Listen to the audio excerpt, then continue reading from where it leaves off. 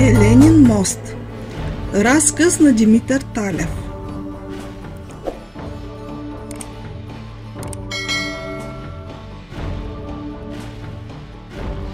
Настъпили бяха големи горещини и цар Самуил се оттегли на почивка в Преспа. Ала и тая почивка на царя щеше да бъде кратка. Замисляше той нов поход, та бе задържал голяма част от войските си по крепостите на Преспа, в Охрид и Прилеп. Тъкмо по това време се получи вест, че престарелия полушки деспот Давид е тежко болен. Той имаше само един син, младия войвода Борис, когото царя също бе задържал близо до себе си, заедно с една част от неговата дружина. Веднага, щом получи вестта за болестта на стария деспот, царя повика неговия син и му каза: Борисе, получи се вест, че баща ти деспот Давид е болен.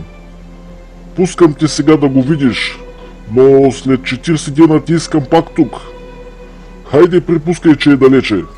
3 дена път на кон има от Преспа до Полук, ала младия войвода искаше да изпревари смъртта и още на втория ден видя високата каменна кула на баща си.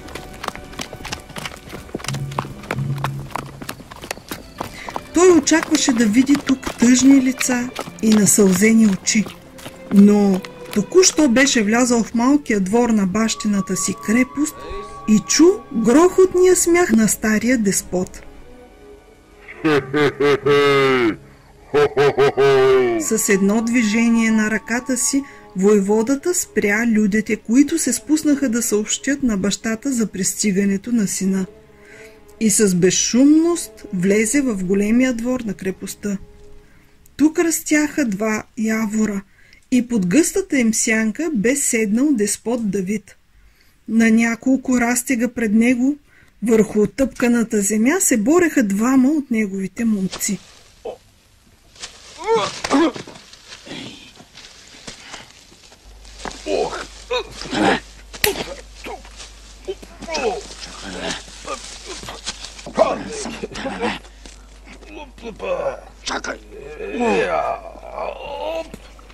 Единият от борците беше необикновено едър и тромав, а другия беше дребничък, но пъргав и лукав. Та това не беше борба, а смешна игра между мечка и маймуна. С гороломни викове насърчаваше деспотът 2 борци и час по час избухваше в смях, който се чуваше по цялата крепост. Хвани го, дръж го! Удари го! А така! Само няма да се даваш!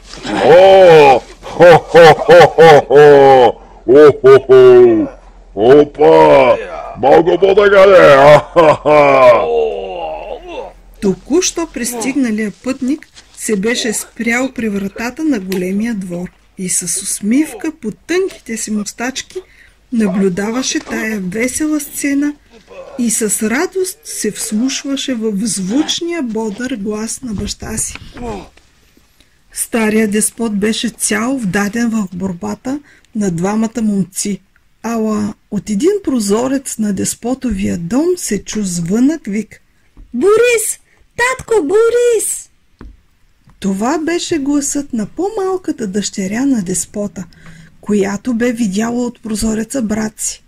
Деспот Давид дигна глава, опули учудени очи срещу сина си и помръдна своите рунтави, бели като сняг мустаци, които едва не стигаха до рамената му. Той бавно се изправи, махна с ръка и 2 борци веднага се отдалечиха. Едър, прав, въпреки годините си, с дълги бели коси и мустаци, с румено лице и сини очи, той гледаше своя син, навъсен и строг, ала руменината по лицето му се бе сгъстила и очите му се бяха напълнили със сълзи. „Какво? Да ме погребваш ли си дошъл?“ извика стареца. Хайде, приближи се да те прегърна! Ха-ха-ха-ха! Бързо се приближи войводата към баща си, коленичи пъргаво и му целуна ръка. После се изправи и каза: Нося ти поздрав от царя, татко. Да е жив и здрав нашия цар Самуил! Да е жив и здрав, царя ни! Жив да е царя ни! Повтори той. После се дръпна стъпка назад и обхвана с горд поглед стройната снага на сина си. Той сякаш виждаше себе си от преди 50 и повече години. Ти какво сега? Уловил ме беше някакъв пристъп на бяс за шията и 6 дни в треска лежах. Ама на 7-я станах и с вино и млад пенин го прогоних. Та сега, ей ме! Хо-хо! Жив и здрав при тебе! Около тях се бяха насъбрали стари войници, някогашни другари на деспот Давид и слуги, които чакаха да поздравят младия господар. Внезапно между нозете на войниците и слугите бързо се промъкна едно едро рунтаво куче и с радостен вой се хвърли върху войводата. Подскочи да близне лицето му. После започна да ближе ту едната, ту другата му ръка. Ето го моя вихър! Не ме е забравил! Вече колко месеци ме няма се на походи, но ето, другаря си и другар. Не ме е забравил той. Деспот Давид плесна ръце. Ха-ха! Войводо! Утре отиваме на лов! Те тръгнаха на коне рано сутринта, следвани от 10 помагачи и от множество кучета. И през целия ден, в тишината на безкрайните полушки гори, които дремеха под огнените миловки на лятното слънце, се чуваха викове и кучешки лай, тропот на конски копита и крясък на пронизан от стрела или копие дивеч.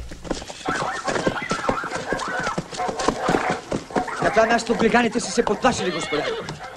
Следата се раздвоява. Вие двамата нататък. Дружината ловци се движеше все по течението на Радика и бе се отдалечила доста много, когато късно след обед стария деспот даде знак за връщане. Отпуснати лениво върху седлата, бащата и сина яздяха един до друг нагоре по реката, уморени и мълчаливи. Людите и кучетата им бяха останали далеч зад тях. Тък му бяха излезли двамата ездачи на една поляна, когато неочаквано из шубраците срещу тях изкочи едър елен. Както се бе затичал, той забива в тревата предните си нозе и сякаш се вкамени, изправил високо своите клонести рога. Миг след това Елена подскочи, обърна към ловците белезникавата си задница и бързо изчезна в гъсталака. Ала войвода Борис бе подкарал вече коня си след него.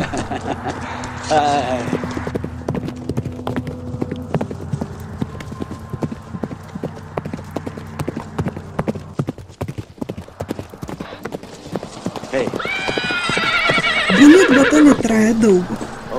Дръпнал назад рогата си, Елена направи един малък полукръг през шубраците и се спусна към реката.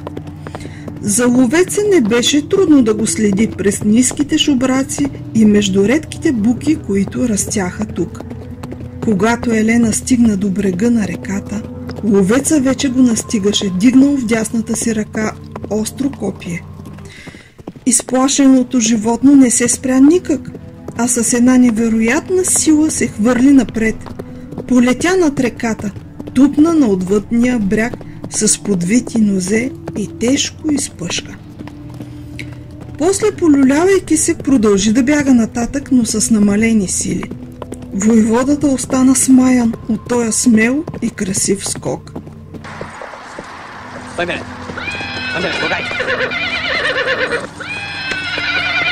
Той се бе спрял с коня си на същото място, откъдето бе скочила Елена, и търсеше място, за да премине оттатък. Речното корито тук беше доста тясно. Шумящите и разпенени води протичаха между две ниски скали на около 3 растега една от друга. но ловеца не можеше нито да го премине, нито да го прескочи с коня. Той сви малко по-надолу, където каменистото корито на реката се разширяваше.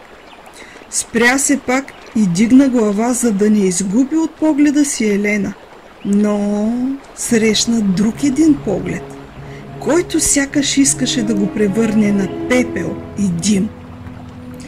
От въдния бряг се издигаше в малка гола височинка, която цяла бе огряна от клонящото вече към залез слънце. На тази височинка отсреща, в блясъка на косите слънчеви лъчи, се бе изправила една млада девойка. В едната си ръка тя държеше дълго копие, а с другата си ръка бе обхванала шията на Елена, който стоеше кротко до нея с потреперващи от уплаха и умора нозе.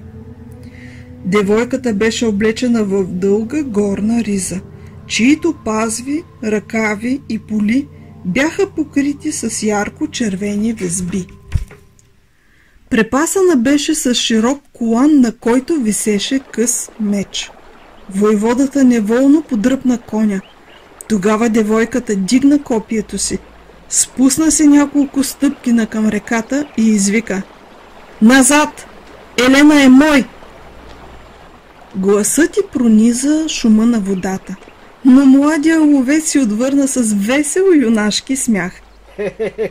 Той мушна коня и нагази в реката. Едва бе стъпил коня на отвъдния бряг, девойката замахна и хвърли копието си върху дръзкия ловец. Впил поглед в смъртоносното острие, войводата се присви на седлото, после бързо посегна и улови копието. Наново се засмя младия войвода, скочи пъргаво от коня, забива в земята двете копия и се приближи към девойката. Изправен съвсем близо до нея, той вече не се смееше. Лицето му леко пребледня. Девойката беше много хубава. Тънък златен обръч пристягаше челото и тъмните й коси, които падаха на гъсти вълни по рамената и гърба й. Отвъз мургавото й лице лъхаше здраве и младост. Той беше с една глава по-висок от нея. Тя бе дигнала към него своите почти черни зеници и го гледаше някак учудено.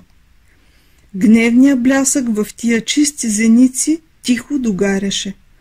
Устните й едва се откроиха като зрял, сочен плод, който се разпуква. Тогава ловеца я грабна в обятията си, притисна я силно, грубо и впи в устните й своите млади твърди устни. Застанал горе на височината, Елена ги гледаше с кротък, благ поглед. Ехей, войводо! Чу се изведнъж гороломен глас. Младата девойка трепна в прегръдките на войводата, изтръгна се от ръцете му, втурна се бързо нагоре и се изгуби отвъд височината, последвана от своя Елен. Войводата дълго гледа след нея, после взе двете копия, качи се на коня и когато премина отново реката, намери се лице срещу лице с баща си. Знаеш ли коя е тая, а? Извика стария деспот, поклащайки сърдито по белялата си глава. Войводата го гледаше мълчаливо с разсеян поглед и стареца продължи. Това е дъщерята на Секу, да? Знаеш го добре. Младия момък сви вежди, но после бързо се проясни лицето му.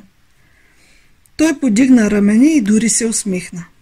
Не знаех коя е, но признай, татко, че е много хубава. Той знаеше, че техният съсед, деспот Секу, има дъщеря, но не бе я виждал досега. От дълги години люта вражда разделяше двамата стари деспоти – Давид и Секу, чието земи разделяше река Радика. Чак и сам царя не бе успял да тури край на тая вражда. През целия път до крепостта деспот Давид се гневеше на сина си. Ругаеше своя враг отвъд реката. Фу, той е Секу. Ти пък дъщеря му да харесваш. Тя ходи като вещица из горите. Да, и можеше като нищо да те понижи с копието си. И баща и гледа ми дал и меч да носи. Та като пукне, няма кой да брани земите му. Копието си и ръждя самия си меч и дал. Тук той изведнъж млъкна. Нова мисъл проблесна в главата му. Деспот Секул бе изгубил във войните двама синове.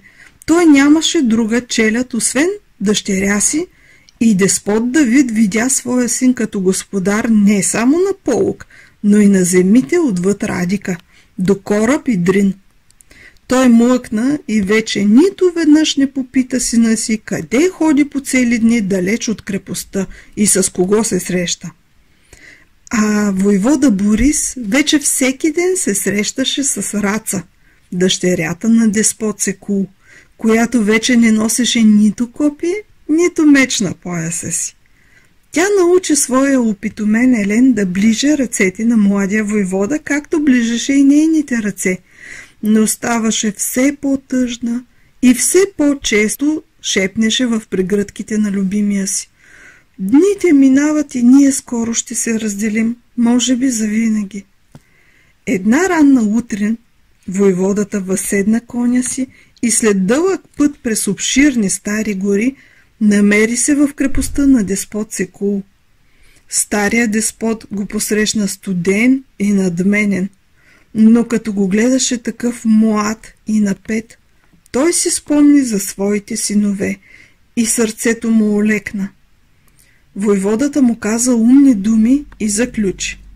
Вие с моя баща живяхте цял живот във вражда. Но защо? Защо искате сега и нашия живот да почерните? Ние сме млади, ние сме ваши деца, деспот Секул. В нас е бъдещето и вражди вече не са ни нужни. Разбери го. А какво ще рече баща ти по тая тема? Продума след дълго мълчание деспот Секул. Какво друго имаше той на този свят, освен Раца? И какво друго можеше да желая сега на края на своя живот, освен нейното щастие? Баща ми чака твоята дума, деспот Секул.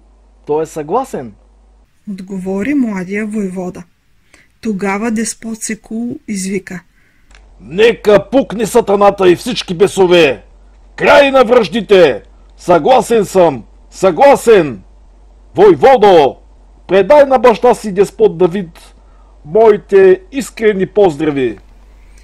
Пътищата, които някога пресичаха Радика, сега бяха запустели и обрасли с бурени. Войвода Борис събра дружина майстори зидари и заповяда да издигнат те каменен мост над реката, на същото място, където бе видял за първи път Раца. Виждал ли си ти, майсторе, Елен как скача в гората? Каза той на главния майстор. Еленов скок от камък искам да ми съградиш върху тези две скали. Така и стана. Над шумящите и разпенени води на Радика се извис водест каменен мост, дело на изкусен майстор. Нарекоха го Еленин мост. И първите пътници, които минаха по този Еленин мост, бяха сватбари. Когато войвода Борис на 40-тия ден се завърна в Преспа, той каза на царя: „Нося ти поздрав, царю, от деспот Давид, моя баща, и от деспот Секул, бащата на моята млада съпруга.“ Царя много се зарадва на този поздрав и на тая вест. Той написа саморъчно писмо до двамата стари деспоти и ги нарече свои верни приятели.